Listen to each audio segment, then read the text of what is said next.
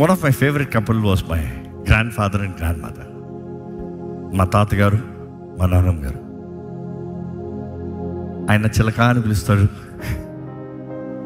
మేము చాలా గౌరవం. But her patience, I have never seen an women in my life time who's been so patient, so patient. మా భార్య పెళ్ళైనప్పుడు, పెళ్ళైన కొత్తలో నేను అదే అన్నా, మా నాన్నగారు గురించి ఎంత మాట్లాడని అడగండి. I have never seen a women so patient. తన భర్త విచ్చలవిడి జీవితం బ్రతికినప్పుడు ప్రార్థనతో, విశ్వాసంతో దేవుడు నా భర్త మారుస్తాడు. సరే మారాడు, అంతా బాగుంది. ఆయన వృద్ధాప్యం వరకు కూడా చూసాం. ఆయన స్వభావం వేరు. He's always hot tempered, but she's very calm. కొన్నిసార్లు చూస్తాం, మేము చిన్న చిన్న పిల్లలమే, ఆయన అంటారు, ఆ మాత్రం కాముగా ఉంటుంది. 4 మాట్లాడేసి ఆయన సైలెంట్ అయిపోతాడు. అది చిలక ఆకలేస్తుంది, అన్నం పెట్టవా అంటాడు.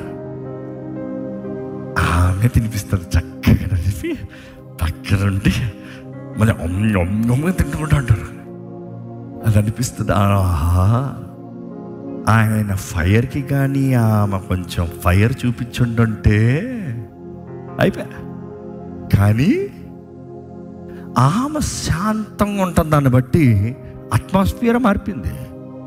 మేబీ ఆయన మూడు బాగాలేదేమో, కానీ ఆమె ఏం చేసింది, స్విచ్ మార్చినట్టు, పట్టని ఏసీ ఆన్ చేసినట్టు కూలింగ్ స్టార్ట్ అయ్యింది.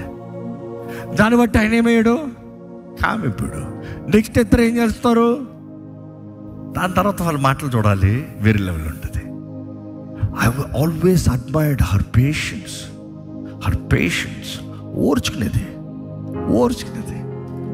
ఆమె ఎప్పుడు డైలాగ్స్ చెప్పారు, నాన్న ఎప్పుడు ఈ చెవులేని ఈ చెవులు వదిలే, ఏం పట్టించుకోవద్దు.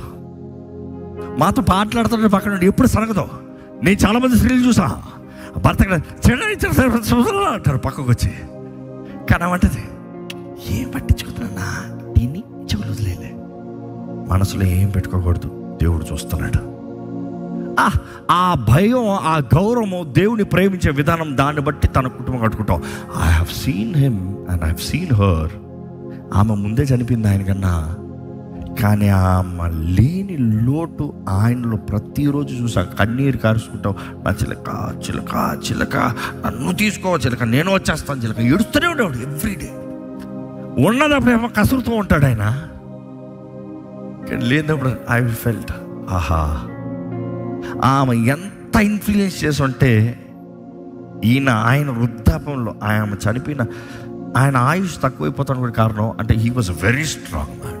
ఇట్లా నిలబడతారు ఆయన, అంటే మిలిటరీ మ్యాన్ స్ట్రైట్గా నిలబడతారు. ఎవరైనా చేయించినా కూడా నేను ముసలోన్నా అంటాడు. ఎప్పుడు 79 ఇయర్స్కి, 80 ఇయర్స్కి. కానీ ఎప్పుడైతే తను చనిపోయిందో he started to degrade very quickly. అప్పుడు అర్థమైంది, okay, she was really his strength. She encouraged him.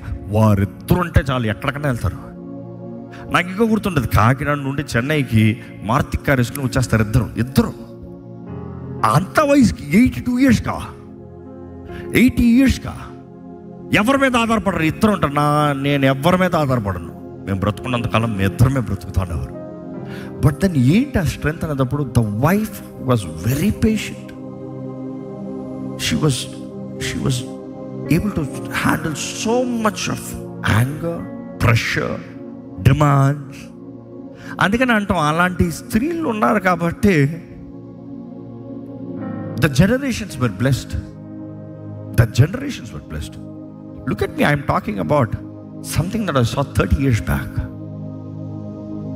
నా యవ్వన కాలంలో నేను చూసి, నా చిన్నప్పుడు నేను చూసింది ఎన్ని విషయాలు వారిలో నేర్చుకున్నాం. ఈరోజు అనిపిస్తుంది, నిజంగా మన దేవుని బిడ్డలమైన చిన్నదానికి కంగారు పడిపోతున్నాం, చిన్న మాట ఓర్చుకోలేకపోతున్నాం. ఆత్మఫలం గురించి ప్రేమ, సంతోషం, సమాధానం, దీర్ఘత్వం అంటాం, దయాలత్వం అంటాం. ఏది దీర్ఘశాంతం? Where is long suffering? Where are you holding it?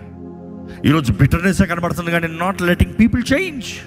మనుషులు మారటానికి అవకాశాలు అవ్వట్లేదు, మారటానికి తరాలు అవ్వట్లేదు. కొంతమంది తల్లిదండ్రులు చూడండి, బిడ్డలు, వాడికి ADHD ఉందేమో, ఎందుకు వాడిని తిట్టి స్టాంప్ వేస్తావు? ADHD అంటే మళ్ళీ చెప్తున్నా యాంగ్జైటీ డిజార్డర్. అంటే వాళ్ళలోనే వాడి కంగారు, ఆందోళన, వాడికి అర్థం కావట్లేదు. అర్థం కాని వాడికి నువ్వేం చేయాలి? సహాయం చేయాలి. నువ్వేం చేస్తున్నావు? ఈరోజు తల్లిదండ్రులు స్టాంప్ వేసేస్తాడు, నువ్వు పనికి రావురా. ఎక్కడ పనికి వస్తాడు? నువ్వు ఇంకా బాగుపడవరా, నువ్వు ఇంకా చేయలేవరా, నువ్వు ఇంకా కుదరదురా. ఏం చేస్తారు బిడ్డ? That is the problem. ఈరోజు అలాంటి మాటలు బిడ్డల జీవితాలను ఏం చేస్తుందంటే చింపి పడేస్తుంది. కాగితాలు చెప్పినట్టు, there is no hope, there is no future, there is no goodness, there is no brightness.